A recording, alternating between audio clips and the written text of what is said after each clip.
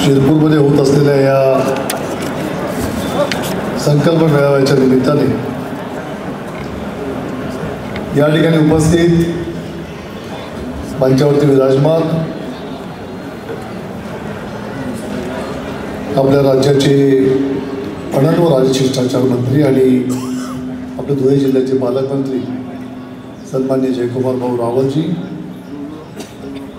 ज्यांच्या उपस्थितीमध्ये हा मेळावा होतो आहे, ते आपल्या राज्याचे ज्येष्ठ नेते, आपल्या सर्वांचे नेते सन्माननीय अमरीश भाई, ज्यांनी आत्ताच या ठिकाणी मार्गदर्शन केलं, ते आमदार सन्माननीय काशीरामजी पावरा, जिल्हाध्यक्ष सन्माननीय माजी जिल्हाध्यक्ष सन्माननीय बबनभाऊ चौधरी, जिल्हाध्यक्ष सन्माननीय रामकृष्णजी खलाने, माजी जिल्हा परिषदेचे अध्यक्ष सन्माननीय तुषारभाऊ रंदे, ज्यांच्याकरता म्हणून आपण सर्वजण या ठिकाणी उपस्थित झालो आहे आणि ज्यांचा नगरपालिकेचा नगराध्यक्षाचा फॉर्म आपण आज या ठिकाणी भरणार आहोत, ते सन्माननीय चिंतनबाई पटेल, सन्माननीय डॉक्टर एस टी बाई पाटील, ज्यांच्या भाषण मी या ठिकाणी शांतपणे ऐकत होतो आणि 7-8 मिनिटाच्या भाषणामध्ये ज्यांनी फार मोठा संदेश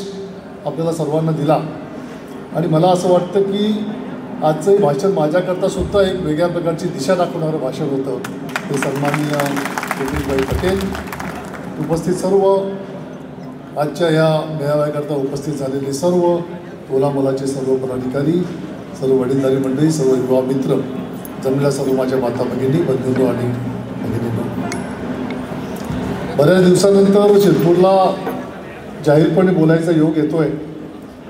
म्हणजे खूप आधी आम्ही यायचो शिरपूरला, पण नंतर मधल्या काळामध्ये माझं शिरपूरला येणंच बंद होऊन गेलं होतं. परंतु आज भाईंनी परत एकदा बोलवलं आणि भाईंचा आशीर्वाद घेण्याकरता म्हणून या ठिकाणी आलो.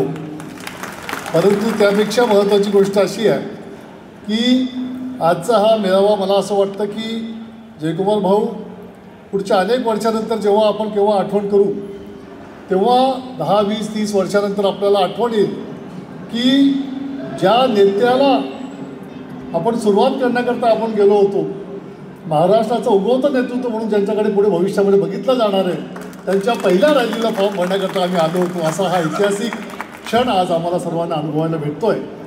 आणि त्यामुळे आजच्या या मेळाव्याच्या निमित्ताने भाई मी जास्त काही बोलणार नाही, कारण की आम्हाला सर्वांना तुम्हाला ऐकायचं आहे. परंतु मला तुम्हाला सर्वांना एकच गोष्ट सांगायची आहे की गेले जवळपास 20, 22, 24 वर्ष मी समाजकारणामध्ये, राजकारणामध्ये काम करतो आहे.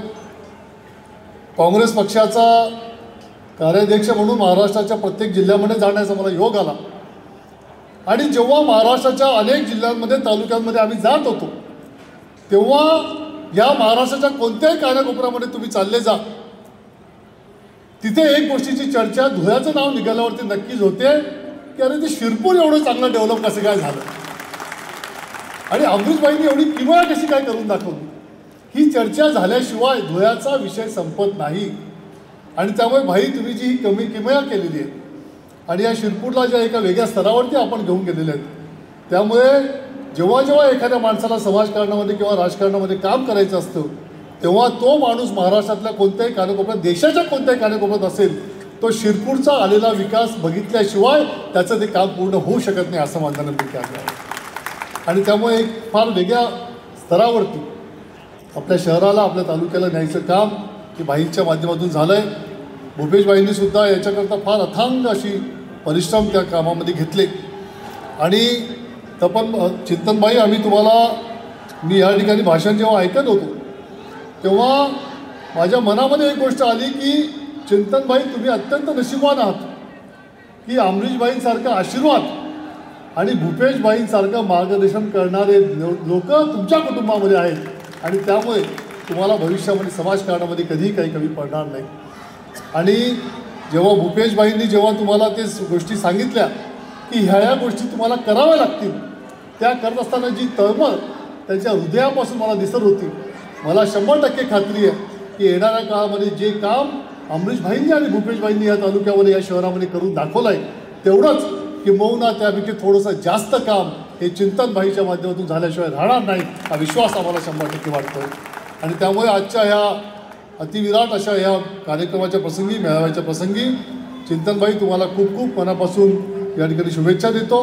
तुमचं हे जी सुरुवात तुम्ही आता केली आहे ही सुरुवात तुम्हाला उत्तुंग यशाकडे घेऊन जाईल आणि या शिरपूरचा जो विकास भाईंनी केला आहे त्यापेक्षा अजून जास्त मोठ्या प्रमाणामध्ये विकास तुमच्या हातामध्ये, तुमच्या हातून, तुमच्या कारकिर्दीतून होईल अशा प्रकारच्या शुभेच्छा या ठिकाणी देतो. 2 तारखेला त्या ठिकाणी मतदान होणार आहे. परंतु आज जेव्हा मी हा मेळावा बघतोय हा नेमका फॉर्म भरायचा मेळावा आहे का नेमका हा विजयी मेळावा आहे तेच मला कळून नाही राहिलं. इतकी प्रचंड संख्या आणि इतका प्रचंड उत्साह तुमच्या सर्वांच्या चेहऱ्यावरती मला दिसतोय आणि त्यामुळे तुम्हाला सर्वांना या ठिकाणी मनापासून धन्यवाद देतो, शुभेच्छा देतो. चिंतनभाईंना आणि त्यांच्याबरोबर उभ्या राहणाऱ्या सर्वच्या सर्व पॅनलला आमच्या सर्वांच्या वतीने खूप खूप मनापासून शुभेच्छा देतो.